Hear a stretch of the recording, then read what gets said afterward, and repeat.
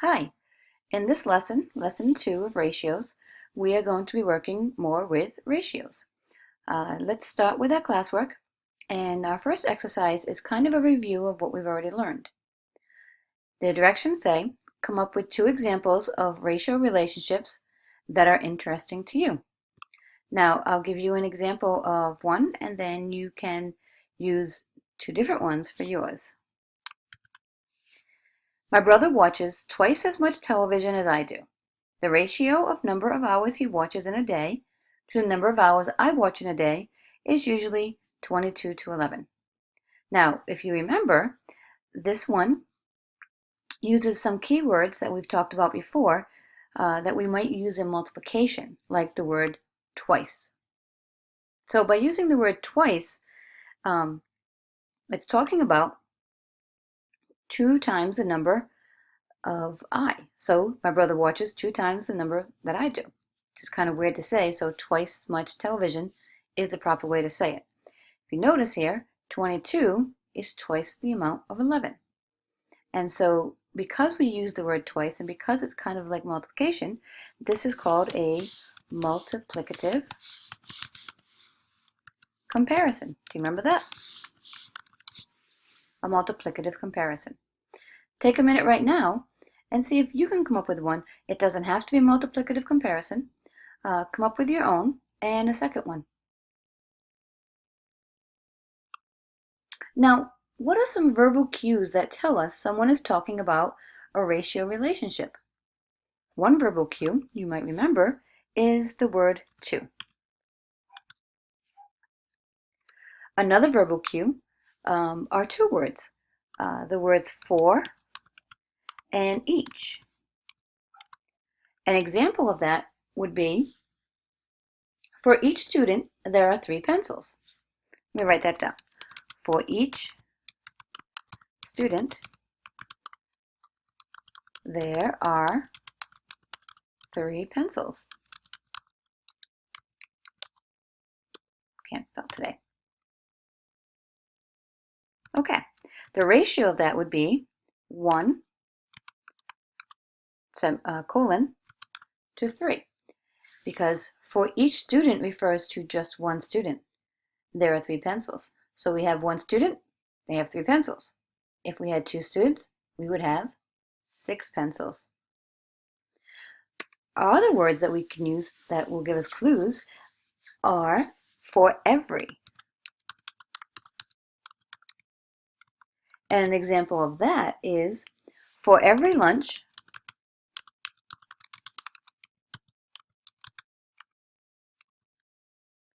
there are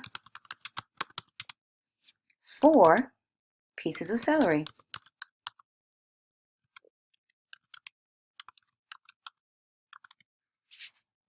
And I know celery doesn't have to be capitalized, and neither does lunch. Now, our ratio for that would be, for every lunch, that would be our 1. And then, of course, we put our colon in there. There are 4 pieces of celery. We put the 4. Notice that whatever we said first, that's our first number. Whatever we talked about second, that's our second number. Now we're going to look at our exploratory challenge for the day. Our exploratory challenge, if you look on your paper in your book, talks about a t-shirt manufacturing company that surveyed teenage girls on their favorite t-shirt color. Manufacturers mean they're the ones that make the t-shirts. The t-shirt manufacturing company, I'm going to read it, surveyed teenage girls on their favorite t-shirt color to guide the company's decision about how many of each color t-shirt they should design and manufacture. The results of the survey are shown here. If you look on yours, you'll see. I'm going to ask you a few questions now through Edpuzzle about some of these numbers, just to make sure we're comfortable reading this survey. The first question will be, which color had the highest score for the favorite? The next question is, which color was the least favorite? Based on the survey, for our next question, should the company order more pink fabric or more orange fabric? Which one looks like it's more? Now I'd like you to look at the survey again, right above here. And can you tell me a ratio relationship in a statement in the context of the survey, which means about the survey, for which the ratio 3 to 5 applies? So which one is 3, which one is 5, and what ratio could you write? Well, one example of a ratio that you could write, but it doesn't have to be this one, is the number of girls who answered orange, because orange is 3, to the number of girls who answered pink, because the number is 5. 1, 2, 3, 4, 5. So that is one, it's a very basic one that you could write in for this. All right, let's move on to number 2. For each ratio relationship given, fill in the ratio it is describing. So here's what we're doing.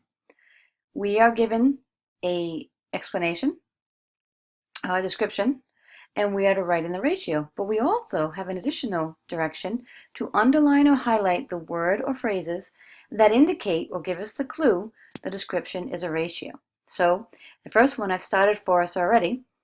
Our statement says, for every 7 white t-shirts they manufacture, they should manufacture 4 yellow t-shirts. The ratio of the number of white t-shirts to the number of yellow t-shirts should be, before we write the ratio, let's make sure we've gotten all of the clue words, all of our phrases that indicate the description is a ratio. So our first one is for every, and I'm going to go ahead and take that one, and I'm going to change the color to red so it stands out. And the next one, if you keep reading, the ratio of the number of white t-shirts to the number of yellow t-shirts. That too is our other clue that this is a ratio relationship. So if we did that, we went and looked, so if there are 7 white t-shirts, that's our first number, so we're going to write 7 first. And then we're going to write our colon. And then our second number is 7 white t-shirts they manufacture. They should, for every 7 white t-shirts they manufacture, they should manufacture 4 yellow t-shirts. So our 4 goes here. It's the second one. And if we needed to be certain, we can look at the second sentence. The ratio of the number of white t-shirts, that's the 7, to the number of yellow t-shirts, that's the 4. We have to make sure we put in order that we see them. So take a minute now to finish doing this.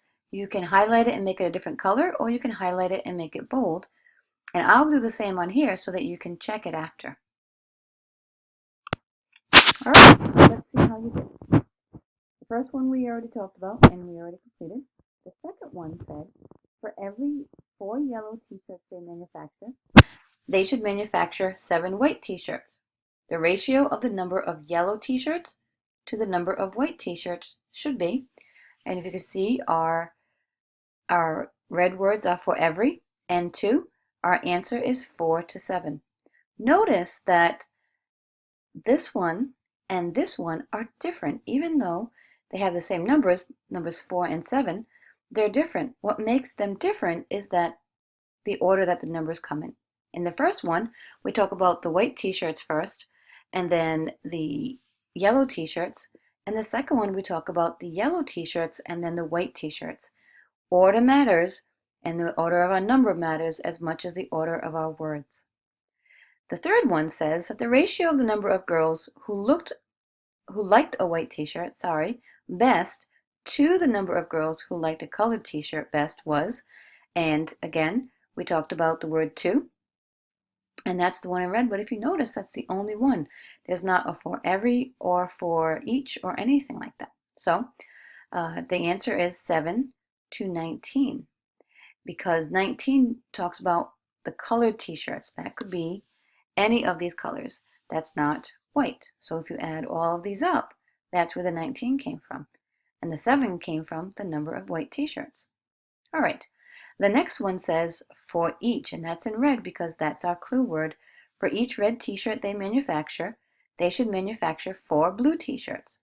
The ratio of the number of red t-shirts to the number of blue t-shirts, and there's our 2, is 1 to 4. The next one is they should purchase 4 bolts of yellow fabric for every 3 bolts of orange. Now, If the word bolts threw you off, don't worry about it. It's just a type of measurement, and it's not necessary for us to be able to understand what this ratio is. However, it's good to know that we're talking about a measurement of fabric. So 4 bolts, here's our word for every. Now this was tricky because it was in the middle and not at the beginning as the other ones have been. And that was on purpose so that you can see sometimes it's in the middle for every 3 bolts of orange fabric. And here's our word, here's our 2. Because 4 came first, that's our first number, and then 3 came second, that's our second number. This one is also a bit tricky. The ratio of the number of girls who chose blue or green as their favorite to the number of girls who chose pink or red as their favorite.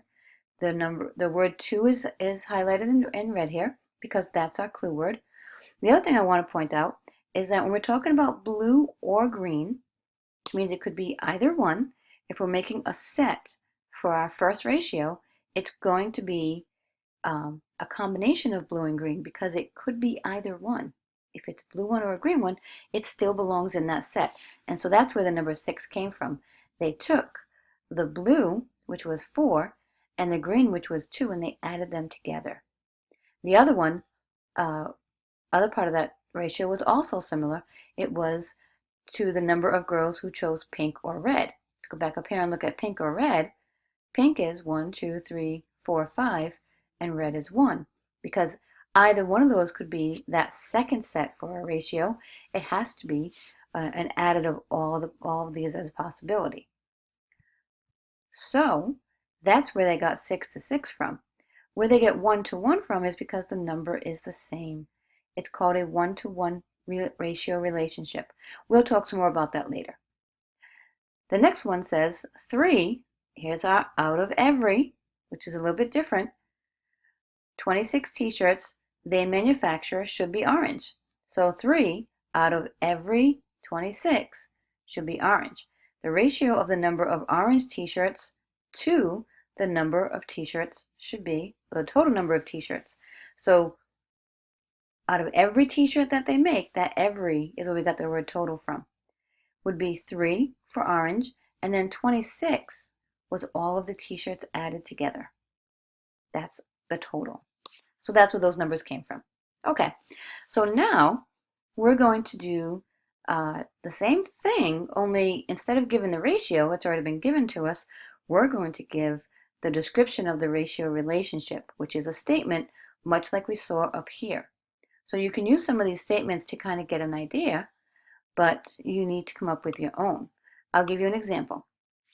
For a 4 to 3, we could say they should make 4 yellow t-shirts for every 3 orange t-shirts. And then the ratio of the number of yellow t-shirts to the number of orange t-shirts should be 4 to 3. See, 4 yellow, 3 orange.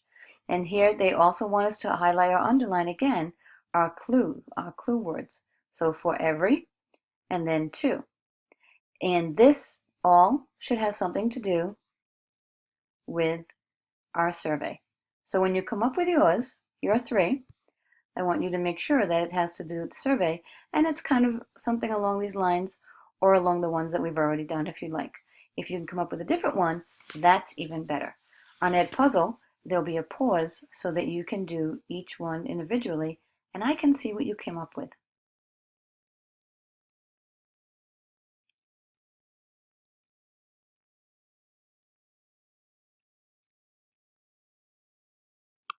Very good. Now, let's continue on looking at our lesson summary. Today, we talked some more about ratios and how they can be written in 2 ways. A to B with the word 2 in front of it in the middle, or A with a colon B. We also talked about describing a ratio relationship with words, using some words such as 2, for each, for every. In one case, it was out of every.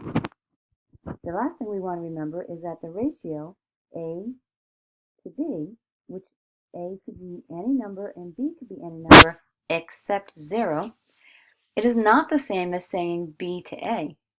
So that's when we had the 3 to 5 and the 5 to 3, and the 4 to 7 and the 7 to 4. Those are not the same because the order the numbers come in are different, unless, and here's always an exception, A is equal to B. And that was seen when we looked at our 6 to 6 or 1 to 1. Then it kind of doesn't matter because they are the same number. Okay, at the end of this lesson now, we have our exit ticket. This is our way of looking at how well you understood what we talked about today. So I'd like you to give two different ratios with a description of the ratio relationship using the following information. Basically, you're going to be doing what we did up here. So here's your information. There are 15 male teachers in the school. There are 35 female teachers in the school. Now this one, I'm not going to give you an example except to say that you could write a few different ones. So I want you to try and think of two different ratios that you could write, and I'd be interested to see what you can come up with. Remember, when you're finished, the problem set on your paper is your homework. However, you can also see your homework on Wiser Me, which will be in Google Classroom.